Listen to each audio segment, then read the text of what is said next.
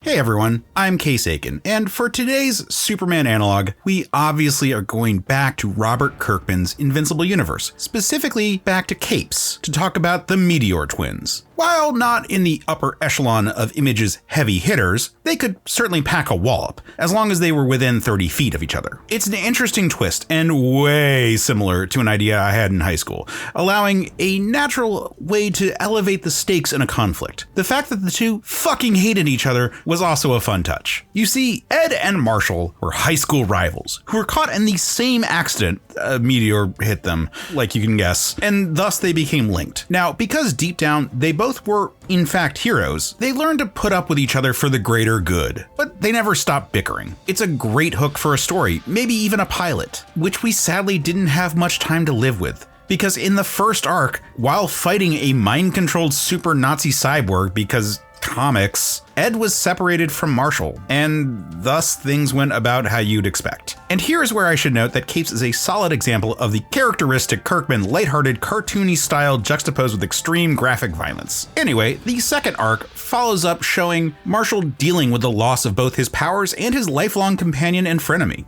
However, he would soon discover that by holding on to the urn containing the ashes of Ed, he'd regain some of his powers, putting him around the Golden Age Superman. Again, if we'd had more time with this idea, I'd have loved to see this explored. But Capes definitely moved fast. Anyway, a big baddie shows up, and Marshall needs to step up his game. So he decides to eat the ashes, properly fusing himself with his dead frenemy. The resulting hybrid unlocks the full potential of their powers, resulting in a fused being known as the Meteor Master, who gives off a Silver Surfer or Dr. Manhattan vibe. Maybe with a dash of Vegito. Kirkman stuff always has unintended shades of Dragon Ball Z after all. After saving the day, the new being leaves Earth to continue its greater purpose, which had been dormant while divided between the twins.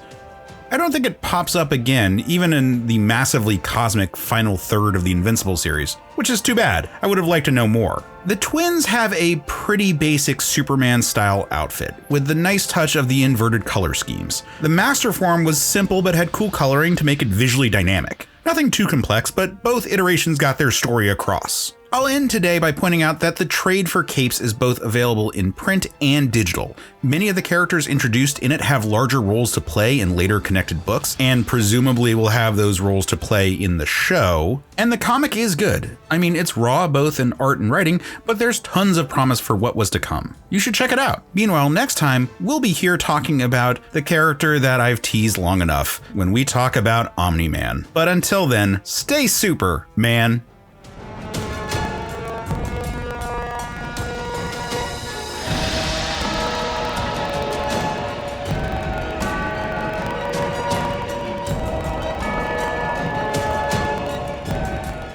Hey everyone, this is Case in the editing booth, here to say thank you for watching this show.